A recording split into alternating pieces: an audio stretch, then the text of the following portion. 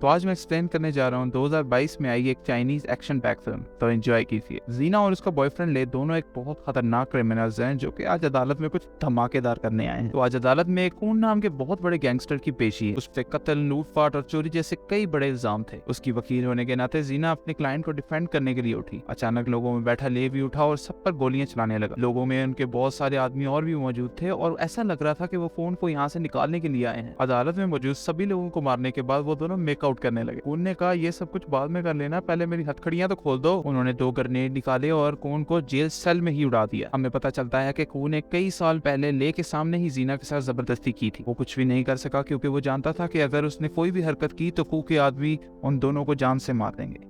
उन्होंने कसम खाई थी कि वो जरूर फोन से इस बात का बदला लेंगे और आज इन्होंने अपना मकसद पूरा कर दिया। कोर्ट के बाहर एक स्वाट टीम सुनवाई के खत्म होने का इंतजार कर रही। उनका काम था खून को सही सलामत वापस जेल लेके जाना। धमाके की आवाज सुनकर कैप्टन गू, हाँ इस फिल्म के अंदर इस कैप्टन का नाम गू है।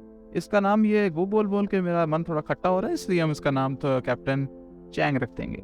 धमाके की आवाज सुनकर कैप्टन चैंग अपने सभी साथियों को लेकर बिल्डिंग के अंदर दाखिल हुआ। जीना ऐसे दिखाती है जैसे मानो वो वहां फंसी हुई एक अबला नारी है, लेकिन मौका मिलते ही उसने चैंग पर हमला कर दिया। चैंग ने अपने आप को बचाया और जीना और ले दोनों को दबोच लिया। लेन ने एक और बम फाड़ा जिसमें लेन मर गया और कैप्टन चैंग की आंखें चली गई। जब पुलिस वाले जीना को पकड़ के ले जा रहे थे तब उसने चैंग से वादा किया कि वो उन सबको मार देगी जिनको वो चाहता है। डॉक्टर ने कैप्टन चैंग को बताया कि वो कभी दोबारा नहीं देख सकेगा। उसके परिवार में सिर्फ 2 लोग थे, एक उसकी बेटी और एक उसका भाई जैसा दोस्त यांग। वो उसकी मदद करने की पूरी कोशिश करते हैं लेकिन उस हादसे की बुरी यादें उसके जहन से निकल ही नहीं रही थी। लोग भी उसे को जिम्मेदार ठहरा रहे थे क्योंकि वो वहां से जिंदा बच के आने वाला अकलौता इंसान था और अपने सीनियर्स के ऑर्डर का इंतजार ना करने के लिए उसे नौकरी से भी निकाल दिया गया। ये फ्रस्ट्रेशन तो दिन ब दिन बढ़ती ही जा रही थी, लेकिन उसकी बेटी सिया उसको शांत तो कर दिया करती, लेकिन वो जब वहां नहीं होती तो वो पागल सा हो जाता। समय के साथ वायलिन की धुन सुनकर चैंग शांत होने लगा। उसने अपने अंधेरपन को एक्सेप्ट किया और बाकी अपने सेंसेस पर काम करना शुरू कर दिया। एक दिन उसने आवाज से उसकी तरफ आती हुई एक बॉल को पकड़ लिया। उसकी ज़हनियत को टेस्ट करने के लिए जिया ने उसकी तरफ बहुत सारी बॉल्स फेंकी।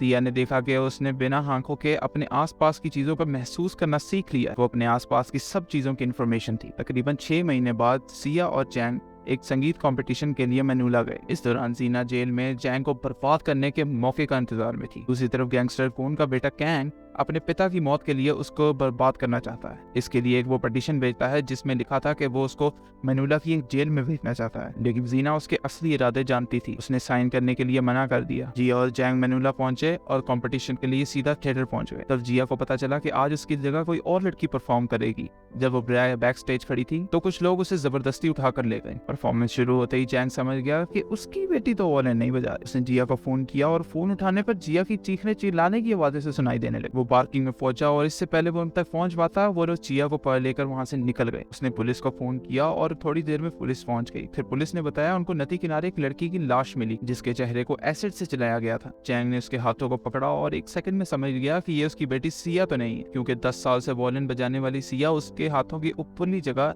इतनी नरम तो हो नहीं सकती। जब ये बात चैंग ने पुलिस को बताई तो पुलिस वालों ने इसकी बात पर कुछ खास यकीन नहीं किया, क्योंकि उनके मुताबिक तो सिया के पास से मिला हुआ वो आईडी कार्ड ही सबूत है कि वो सिया है और वो लोग अब इस केस पर और समय बर्बाद नहीं करेंगे। इस पर चैंग को गुस्सा आ गया और वो इंस्पेक्टर को पकड़ के पूरी तरह पीटने लगा। इस इंसिडेंट को जीना टीवी पर देख लेती है और ये जान करके चैंग मैनूला में ही है, उसने वहां की जेल वाली पिटीशन पर साइन कर दिया। अगले दिन उसे सिक्योरिटी के साथ दूसरी जेल ले जाया जा रहा। अचानक वो ट्रक रुका और जीना हाथ में बंदूक लिए बाहर आई। वो उसको ले जा रहे सभी पुलिस वालों को मार देती है। चैंग को पता चला कि वो भाग निकली है, तब वो गुस्से में आग बगोला हो गया। उसने अपने लोगों को उसे जल्द से जल्द तलाश करने का ऑर्डर दिया। पुलिस वालों ने चैंग को सीधे तरीके से कहा कि उसकी बेटी मर चुकी है। जब वो लोग उसे वापस घर छोड़ने जा रहे थे तो उसने मौका देकर उन सब पर हमला कर दिया, पर वो ये नहीं जानता था कि ड्राइवर सीट पर कोई पुलिस वाली नहीं बल्कि जीना बैठी है। हमें पता चला कि जिया को कैंग के लोगों ने ही किडनैप किया था। वो जगह जगह से लड़कियों को गवा करके सबसे बड़ी बोली लगाने वाले को बेचा करते थे। कैंग को जिया बहुत खूबसूरत लगी, इसलिए उसने अपने आदमियों से कहकर उसका रेट बढ़ाने को कहा। तो कीना कैंग के सब धंधों के बारे में जानती थी, तो उसने कैंग को उसकी बेटी तक पहुंचने का तरीका बताया। जीना कहने लगी कि पुलिस तो उनकी कोई मदद नहीं करेगी क्योंकि वो सब लोग कैंग से रिश्वत लेते हैं। हालांकि जीना आखिर में उसकी बेटी को मारना ही चाहती है, लेकिन उसे ढूंढने तक उसने चैन का साथ देने की ठानी। वो जीना को लेकर एक औरत के पास गया जो ये तय करती थी लड़की उनके क्लाइंट्स के लेवल की है भी या नहीं। बिजनेस कोई भी हो भाई, क्वालिटी तो जरूरी है। उस औरत ने जीना को तो पास कर दिया, लेकिन उसे चैन के इरादे कुछ ठीक नहीं लग रहे। तो जीना के अंदर जाते ही उसने चैन पर बंदूक तान दी। इससे पहले वो बंदूक चलाती तो चैन ने उसकी बंदूक छीनकर उसी के सर पे दे मारी। वो भी जीना के पीछे उस कमरे में गया जहाँ वो दोनों पकड़े गए। दूसरी तरफ गोलियां लगना शुरू हो गई थी। बहुत से लोग लड़कियों को अपना टैलेंट दिखाते हुए देख रहे थे। जब जिया की बारी आई तो उसने बहुत ही ज्यादा खूबसूरती से वायलिन बजाया। कैंग को वो इतनी पसंद आई कि उसने बोलियों का सिलसिला ही रोक दिया, क्योंकि वो अब उसे अपने लिए चाहता था। कैंग के आदमियों ने जीना को उल्टा लटकाया और चैंग को बेड़ियों में जकड़ दिया। कैंग की पार्टनर बेथ वहां आई और जीना के मरे हुए बॉयफ्रेंड का मजाक उड़ाने लगी। जब इस हालत में भी जीना हंसने लगी तो बेथ उसे पानी में डबो के टॉर्चर करने लगी। चैंग ने अपने हाथों में लगी बेड़ियां तोड़कर उन सबको मौत की नींद सुला दी। उसने वाटर टैंक को तोड़कर जीना की भी जान बचाई। चैंग ने बेथ के गले पर एक कांच का नुकीला टुकड़ा रख के उसे अपनी बेटी के बारे में पूछा। उसने बताया कि पिछले हफ्ते जिन लड़कियों को भी अगवा करके लाया गया है वो माई नाम के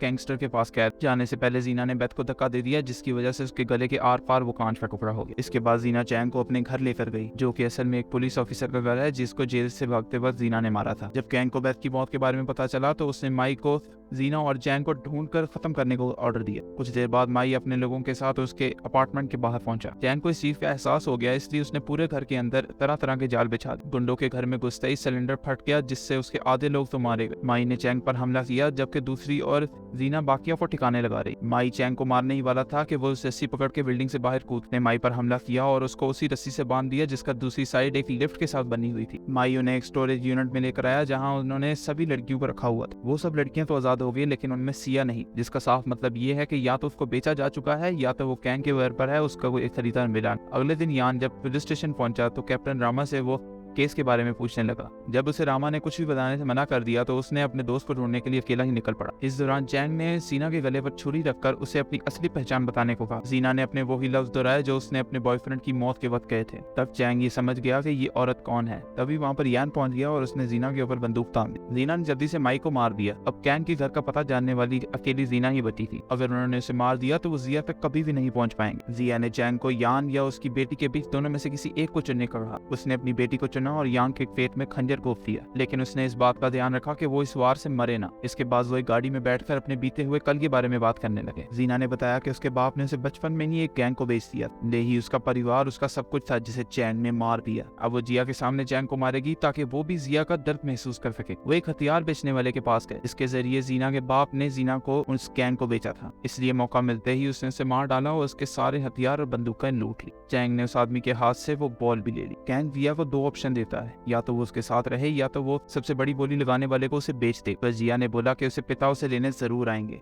तभी एक ट्रक घर का मेन गेट तोड़कर अंदर आया और जीना ने सब पर अंधाधुंध गोलियां चलाना शुरू कर दी। इसी दौरान चैंग ने जिया के सामने एक बॉल फेंकी, जिससे उसे समझ आ गई कि उसके पापा उसे लेने आ गए। उसने छुपके से बॉल को अपने पास रख लिया। उन्होंने एक के बाद एक कैंग के सभी लोगों को कुत्ते की मौत मार दिया। आखिरकार कैंग अपने वकील और सिया के साथ रह गया। वकील भी उसे छोड़कर वहाँ से भाग निकला। वकील ने भी कहा, भाई मैं तो कोर्ट में लड़ना चाहता हूँ, यहाँ नहीं लड़ सकता, गुड बाय।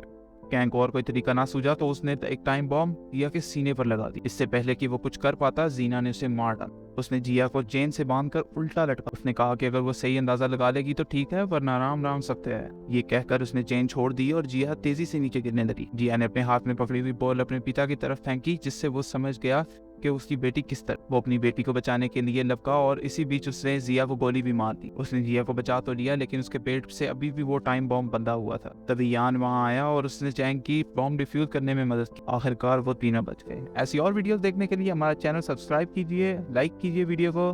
Good bye.